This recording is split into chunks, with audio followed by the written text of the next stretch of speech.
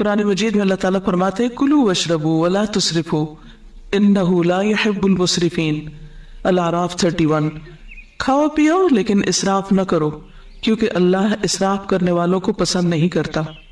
نبی صلی اللہ علیہ وسلم نے فرمایا کھاؤ اور پیو اور پہنو اور صدقہ کرو لیکن اسراف نہ کرو اور تکبر نہ کرو، یعنی کھانے پر بھی فخر نہ کرو اور اسی طرح لباس پر بھی نہیں، کیونکہ کھانا پینا لباس یہ چیزیں ہیں جن کی وجہ سے لوگ اپنے آپ کو دوسروں سے بڑا سمجھنے لگتے ہیں اگر کسی کو یہ نعمت دوسروں کے مقابلے میں زیادہ ملی ہو۔ کھانے پینے میں سادگی۔ حضرت انس فرماتے ہیں میں نہیں جانتا کہ نبی صلی اللہ علیہ وسلم نے کبھی پتلی روٹی دیکھی ہو، چپاتی، یہاں تک کہ آپ اللہ سے جا ملے، اور نہ آپ نے کبھی مسلم بھنی ہوئی بکری دیکھی کہ پوری کی پوری بکری ایک ہی طرح تیار کر دی جائے کھانے کے لیے۔ حضرت عائشہ فرماتی ہے کہ نبی صلی اللہ علیہ وسلم کے گھرانے نے اگر کبھی ایک دن میں 2 مرتبہ کھانا کھایا تو ضرور اس میں ایک وقت صرف کھجوریں ہوتی تھی، یعنی 2 وقت پراپر میل نہیں ہوتا تھا، میل ایک ہی اور اس کے ساتھ باقی کوئی بھی را چیز۔ ہمارا 3 وقت کا کھانا تو وہاں 1 وقت کا کھانا۔ ایک اور حدیث میں آتا ہے، صحیح بخاری کی روایت ہے، آل محمد صلی اللہ علیہ وسلم کبھی پے در پے 3 دن تک سالن کے ساتھ گیہوں کی روٹی نہیں کھا سکے، یعنی 3 کنزیکٹیو ڈیز ایسا کھانا نہیں ملا، یہاں تک کہ آپ اللہ سے جا ملے۔ اسی طرح یہ ہے کہ جسمانی ضرورت مثلاً قد کاٹ، عمر، کام کاج کی نوعیت کے اعتبار سے بھی غذا کا تعین کرنا چاہیے اور اس کی مقدار کا بھی۔ اسی طرح سادہ اور متوازن غذا زیادہ بہتر ہے۔ کھانا بھوک لگنے پر ہی کھانا چاہیے اور کچھ بھوک ابھی رہتی ہو تو کھانا چھوڑ دینا چاہیے۔ کچھ غذائیں جن کا ذکر قرآن مجید میں ہے، سب سے پہلے کھجور۔ اس کے اندر ایسے اجزاء پائے جاتے ہیں کہ اگر آپ 1-2 کھجوریں بھی روزانہ کی کھا لیں تو جسم کی دردیں، جس کا اکثر لوگ شکار رہتے ہیں، یا پھر بڑھاپے میں بہت سی چیزوں کی جب کمی ہو جاتی جسم کے اندر تو بہت سے لوگ صرف دردوں کی شکایت کرتے ہیں، تو اس میں بھی اس کا بہت فائدہ ہے۔ نبی صلی اللہ علیہ وسلم نے فرمایا جس گھر میں کھجور نہیں وہ اس گھر کی مانند ہے جس میں کوئی کھانا نہیں۔ کھجور نہیں تو سمجھے کچھ نہیں، دوسرے لفظوں میں۔ اور آپ کو معلوم پاکستان میں اعلیٰ قسم کی کھجوریں پیدا ہوتی۔ حضرت عائشہ فرماتی کہ رسول اللہ صلی اللہ علیہ وسلم نے فرمایا اے عائشہ جس گھر میں کھجور نہ ہو وہ گھر والے بھوکے ہیں، اے عائشہ جس گھر میں کھجور نہیں وہ گھر والے بھوکے ہیں۔ آپ نے 2 یا 3 مرتبہ یہ بات فرمائی۔ تو کیا کرنا ہے؟ کرنے کا کام کیا؟ کھجوریں لا کے رکھنی۔ جب کچھ اور نہ کھانے کو ملے تو صرف کھجور ہر چیز کی کمی پوری کر دیتی ہے۔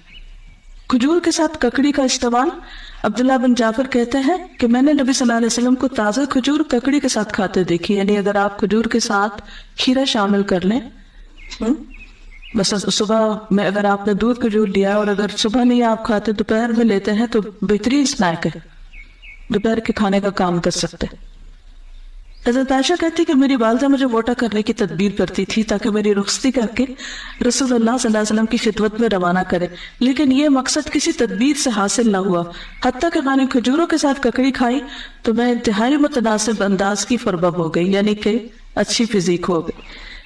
تربوز اور تازہ کھجور، حضرت عائشہ کہتے ہیں کہ رسول اللہ صلی اللہ علیہ وسلم تربوز اور تازہ کھجور ملا کر کھایا کرتے تھے اور فرماتے تھے ہم اس کی گرمی کا علاج اس کی ٹھنڈک سے اور اس کی ٹھنڈک کا اس کی گرمی سے کرتے ہیں، یعنی تربوز جو ہے وہ کھانے میں ٹھنڈا ہوتا ہے اور کھجور گرم ہوتی ہے تو ان کو جب ملا کے کھایا جاتا ہے تو کوئی نقصان نہیں ہوتا، جو عام طور پہ بعد میں لوگ کہتے ہیں گرمی لگ گئی اور ٹھنڈ لگ گئی۔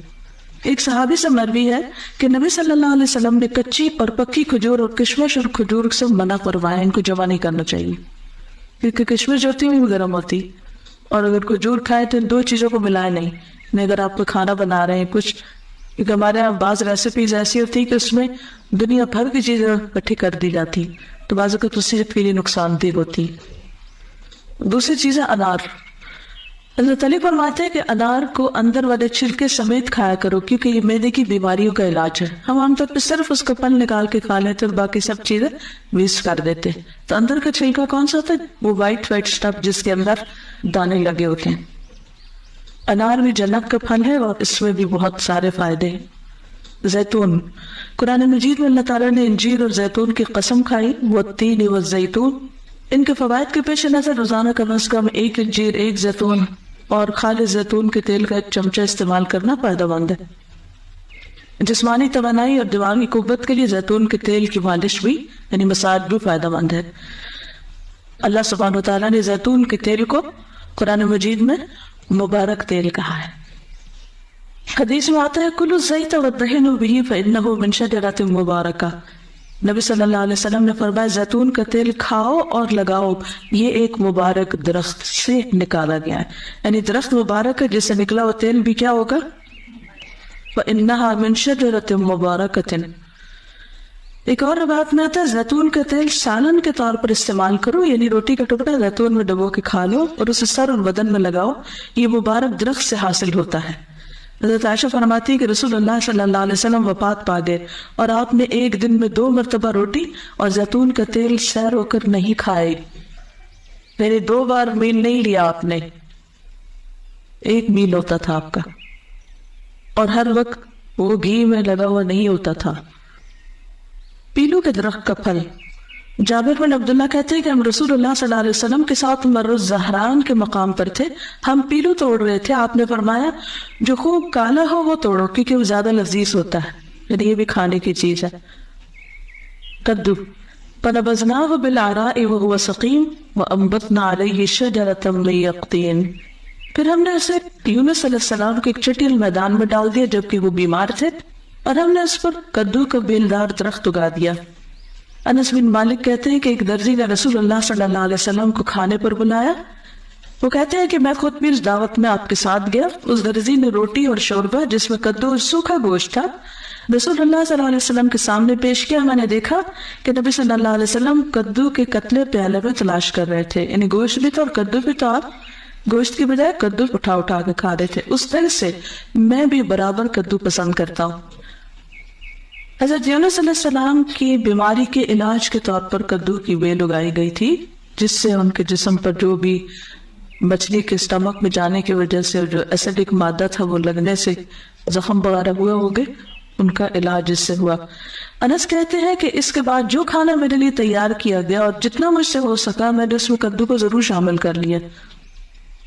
چقندر اور جو، سہل بن سعد کہتے ہیں کہ ہمیں جمعہ کے دن بڑی خوشی ہوتی، ہماری ایک بوڑھی خاتون تھی، وہ چقندر کی جڑیں لے کر اپنی ہانڈی میں پکاتی، اوپر سے کچھ جو کے دانے اس میں ڈال دیتی، ہم جمعہ کی نماز پڑھ کر ان کی ملاقات کو جاتے تو وہ ہمارے سامنے ہی کھانا رکھتی، یعنی ہر جمعہ وہ یہ کھانا پکا کے رکھتے اور ہم سب کھاتے۔ جمعہ کے دن ہمیں بڑی خوشی اسی وجہ سے رہتی تھی، یعنی ہمیں پتا ہوتا تھا آج اچھا سا کھانا ملے گا۔ ہم نماز جمعہ کے بعد ہی صبح کا کھانا کھایا کرتے تھے، اللہ کی قسم نہ اس میں چربی ہوتی تھی نہ گھی، یعنی چقندر ہوتے تھے ابلے ہوئے اور اس کے اوپر جو کے کچھ دانے، پھر بھی خوش ہوتے تھے۔ ہمارا کیا حال ہے؟ کہتے اللہ کی قسم نہ چربی ہوتی تھی نہ گھی۔ اگر ہمیں کبھی بیماری میں بھی کبھی علاج کے طور پر بھی ایسی سبزی کھانے کو ملے تو ہم اپنے آنسو سے اس کو بھگو دیں۔